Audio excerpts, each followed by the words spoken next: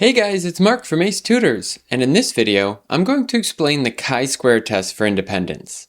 This video will continue my series on hypothesis testing and look really similar to my last couple chi-square test videos, so let's jump right into it.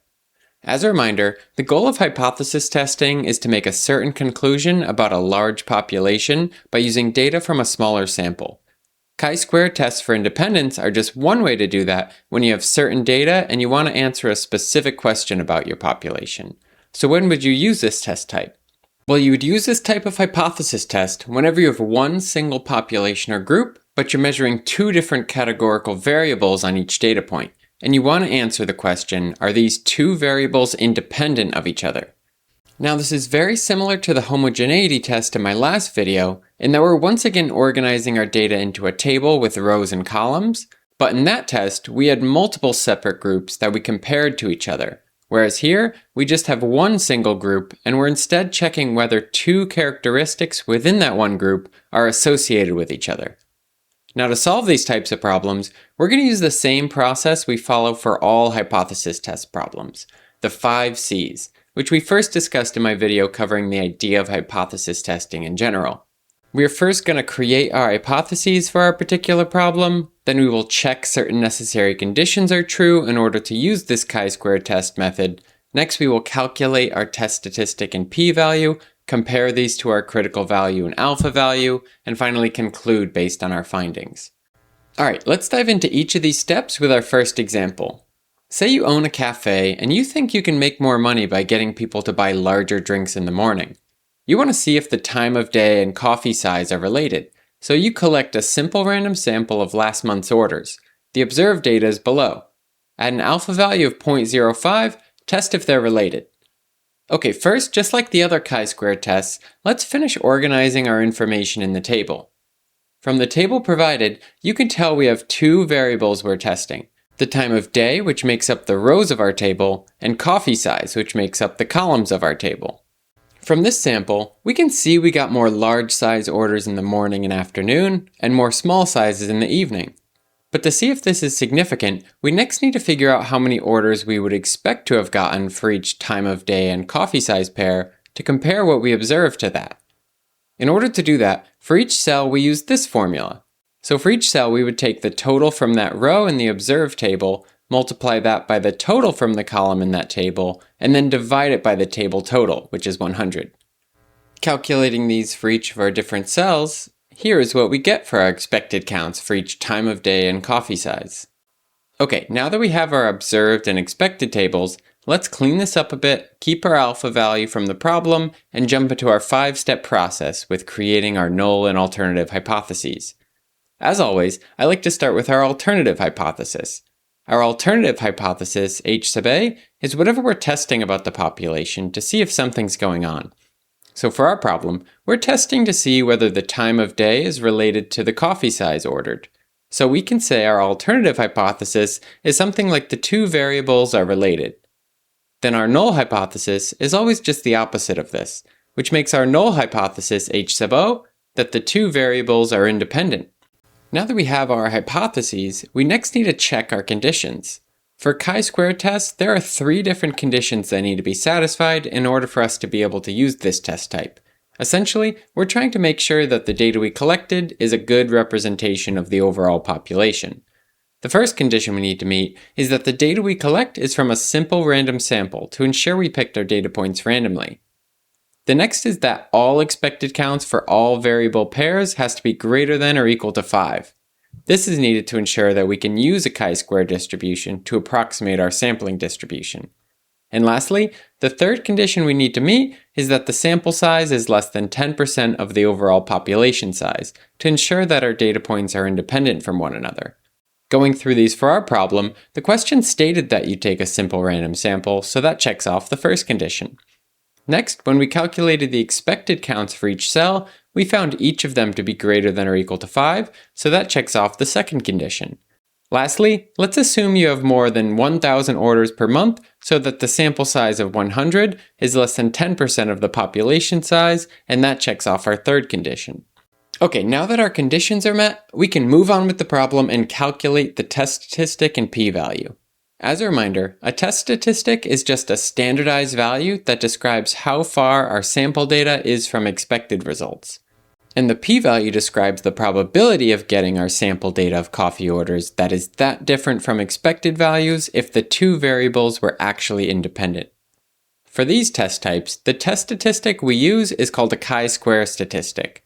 I'll discuss the chi-square statistic and distribution in greater detail in another video, but ultimately this statistic, just like all test statistics, is a measure of how far our sample data is from expected values. Just like all of our chi-square tests, the formula for chi-square is the sum of O minus E squared divided by E, where O is the observed number of orders for a time of day and coffee size, and E is the expected number of orders for that time of day and coffee size. Calculating this for our problem, we would plug in the values for each of our time of day and coffee size pairs, and then we would add all of them up. In the end, we find the chi-square equals about 12.13. Now that we have all of this calculated, let's add this to our distribution. As I mentioned, for these types of problems, we're using a chi-square distribution, which corresponds to our chi-square statistic and looks like this. As I discussed in my goodness of fit video, the chi-square distribution's shape depends on how many categories for each variable you have. Since chi-square is additive across each of the cells in our table, if you have more categories, your chi-square value will end up being higher just because the number of categories. To compensate for this, we have to bring in the idea of degrees of freedom. For chi-square tests for independence, the degrees of freedom is calculated by the number of rows in your table minus 1 times the number of columns in your table minus 1. For our example, we have 3 rows and 3 columns, so our degrees of freedom are 2 times 2, which is just 4. This causes our chi-square distribution to look like this. Now when we calculated the chi-square statistic for our problem, we found that to be 12.13, which is about here in the distribution. As a reminder, this test statistic is a measure of how far our sample data is from expected values. To find the probability of getting this sample data if our variables are actually independent, we need to find the p-value like we always do by finding the area in the distribution from this test statistic to the tail. But one thing to note is that because chi-square is always positive, we're almost always going to do a right tail test, so we need to find the area from our test statistic to the right tail. To do that, we'll use this calculator that's on our website.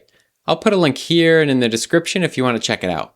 Since we have a chi-square statistic and are looking for a p-value, I'll select the chi-square to p-value button. Then just like we talked about, I'll select the right tail type. Next, I'll enter our chi-square value of 12.13 and our degrees of freedom of 4 to find that our p-value is about 0.0164. Now that we have our test statistic and p-value, we can compare these to our critical value or alpha value. As a reminder from my previous video, to make this comparison, you can either compare your test statistic to your critical value or your p-value to your alpha value. Since we have our alpha value given in the problem and we just calculated our p-value, let's compare those two. It works out the same no matter which way you do it. Okay, to compare our p and alpha values, we just need to determine which one is bigger or smaller. With a p-value of 0.0164 and an alpha value of 0.05, the p-value is less than the alpha value. Okay, great. Now that our comparison is done, we can move on to our last step, conclude. If you recall, there are only 2 conclusions you can make for hypothesis testing problems. We can either reject the null hypothesis in favor of the alternative hypothesis, or we can fail to reject the null hypothesis. To know when to make each conclusion, I like to remember the saying, if p is low, reject HO. That means that if our p-value is low, aka lower than our alpha value, we should reject HO, the null hypothesis. If the p-value is greater than the alpha value, we would fail to reject the null hypothesis. For our example, the p-value of 0.0164 was less than our alpha value of 0.05, so we would reject our null hypothesis. To put this in context of the problem, we could say at a 5% significance level, we reject the null hypothesis and have sufficient evidence to support the claim that the time of day is related to the coffee size ordered. And one last note when concluding is that by using this test, we can't necessarily say exactly how the 2 variables are related. All we can say is that we have sufficient evidence that they are related. Okay, so that's how you do a chi-square test for independence. If any of those steps were confusing, don't worry. I'd encourage you to go back and watch each step or our previous videos to really internalize what we did for each of the 5 steps in our process. This will continue to be really important as we follow this 5-step process for every single type of hypothesis testing problem we do. First, we create our hypotheses, then check conditions, then calculate our test statistic and p-value, then compare those values to our critical or alpha value, and finally conclude based on our findings. In future videos, I'll cover many more examples of this and other hypothesis test types. I hope you found this video helpful, and if you did, please hit those like and subscribe buttons to support us making more videos for you. If you didn't, please leave us a comment down below to let us know what we can do better. Thanks again for watching, and remember, you have big dreams. Don't let a class get in the way.